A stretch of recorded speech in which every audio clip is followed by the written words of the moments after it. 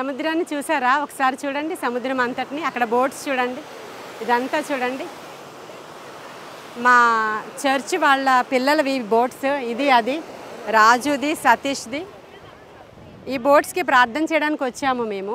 ప్రార్థన చేయడానికి వచ్చి మీతో కొన్ని మాటలు మాట్లాడాలని, ఈ సముద్రం గురించి కొన్ని విషయాలు మీతో చెప్పాలనిపించింది, అందుకే చెప్తున్నాను. చూడండి సముద్రము అలల చేత ఎలా, ఈ వాటర్ అంతా ఇలా వస్తుంది కదా, ఇక్కడికే స్టాప్ అని దేవుడు చెప్పారంట. దాని అలలని ఆగిపోమ్మని, ఇసుకను సరిహద్దుగా వేశాడు దేవుడు అని బైబిల్లో రాయబడి ఉంది. ఎంత గ్రేట్ కదా దేవుడు. అక్కడ బోట్స్ చూసారా, ఆ సముద్రం చూసారా, అది ఉవ్వెత్తున ఎలా వస్తుందో. కానీ ఇసుకని దేవుడు చెప్పాడంట సరిహద్దుగా నీవు రావాలి అని. సముద్రానికి గడియలు పెట్టాడంట దేవుడు, సముద్రానికి తలుపులు కూడా పెట్టాడంట, సముద్రానికి పొత్తి గుడ్డ కూడా వేశాడంట దేవుడు. చాలా ఆశ్చర్యం కదా. చూసారా, ఈ సముద్రాన్ని చూస్తుంటే నాకు ఎంత ఆశ్చర్యంగా ఉందో. మేము కొంచెం లోపలికి వెళ్ళాలి అనుకుంటున్నాం, మీకు కూడా కవర్ చేస్తాం. లోపల చూడండి, ఇది ఎక్కి చిన్న బోట్, ఇది సతీష్ది, ఆ బోట్ రాజు వాళ్ళది. నేను సతీష్ వాళ్ళ బోట్ ఎక్కుతున్నాను. ఈ బోట్లో మధ్యలోకంటూ వెళ్ళాలనుకుంటున్నాం. మీకు కూడా చూపిస్తాను నేను. దేవుని యొక్క క్రియేషన్ ఎంత గొప్పదో చూసినప్పుడు మీకు కూడా చూపించాలి అనిపించింది. అందుకనే ఈ బోట్ ఎక్కుతూ ఉండగా మీతో కొన్ని మాటలు మాట్లాడాలని మాట్లాడుతున్నాను. మాతో రండి, లోపలికి వెళ్దాం. యా, స్తోత్రం స్తోత్రం స్తోత్రం. 2 బోట్ల మీద మీ రక్తం ప్రోక్షించండి. హల్లెలూయా హల్లెలూయా.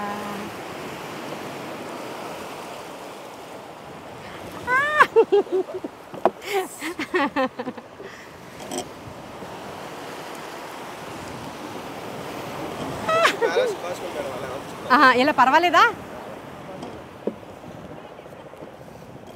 మా చర్చి వాళ్ళ బోట్ అండి ఇది. దీంట్లో సతీష్, ఈయన హాయ్ చెప్పు సతీష్ అందరికీ. సతీష్ వీళ్ళు రక్షించబడ్డారు నూతనంగా, ఒక 5 సంవత్సరాలు అయింది అనుకోండి. వాళ్ళ బోట్కి ప్రార్థన చేయడానికి వచ్చాను ఇక్కడికి సముద్రం దగ్గర. మీకు ఒక వర్తమానం చెప్పాలని ఆశ కలిగింది నాకు. చూడండి సముద్రం, విశాలమైన సముద్రాన్ని చూస్తున్నారా? ఈ సముద్రము ఎవరిది? ఒక ఇల్లు చూసామనుకోండి, ఇల్లు ఎవరిది అని అడుగుతాం కదా.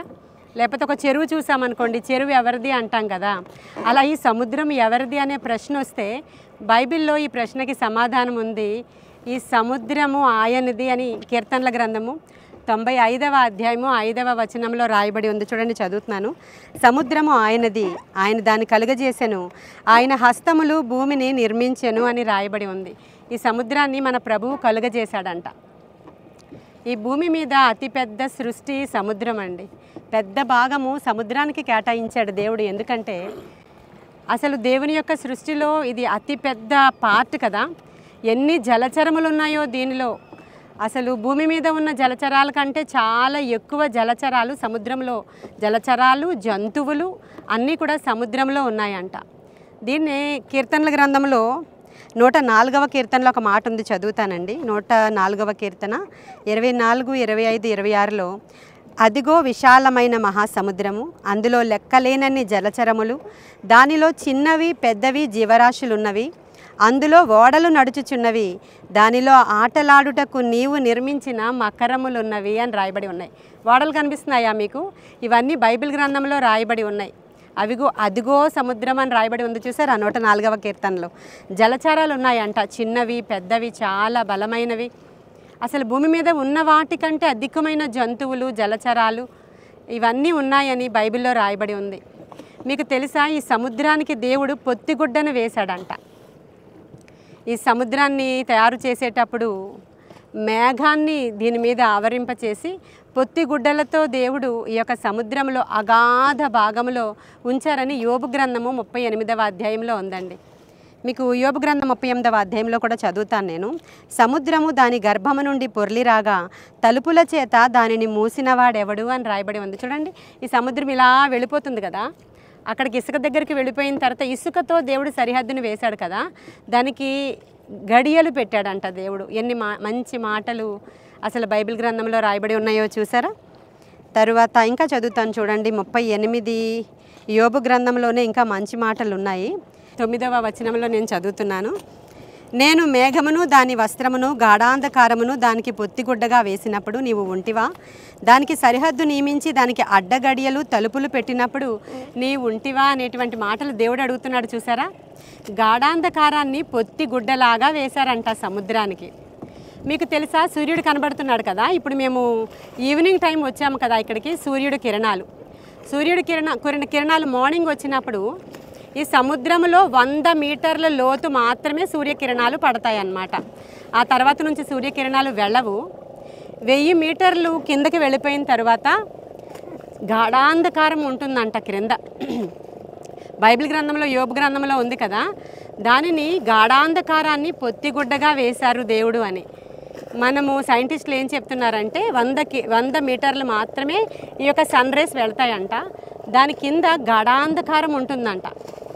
అయితే లోపల మినుగుడు పురుగుడు లాగా కొన్ని ఉంటాయండి జీవులు. అవి ఎలా ఉంటాయంటే మష్రూమ్స్ లాగా ఉంటాయి అన్నమాట. కొన్ని రసాయన చర్యల ద్వారా వాటిలోంచి లైటింగ్ వస్తూ ఉంటుంది. సబ్మెరైన్స్ అవన్నీ కింద వరకు వెళుతూ ఉంటాయి కదా.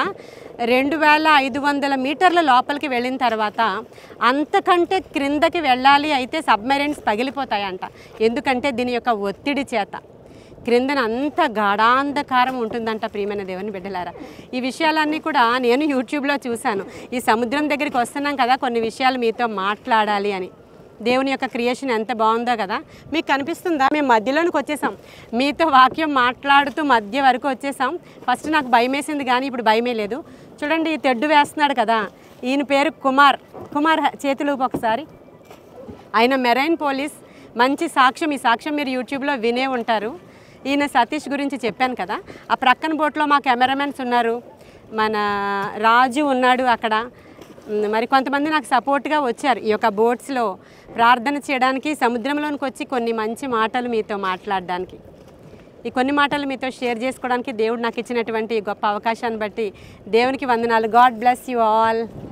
లోతైన జలములలో లోతున వినబడు స్వరమా, లోబడుటను నేర్పించి లోపంబులు సవరించి లోనున్న ఈవులలో లోతైన నా బ్రతుకు లోపించని అర్పణగా లోకేశ జేయుమయా.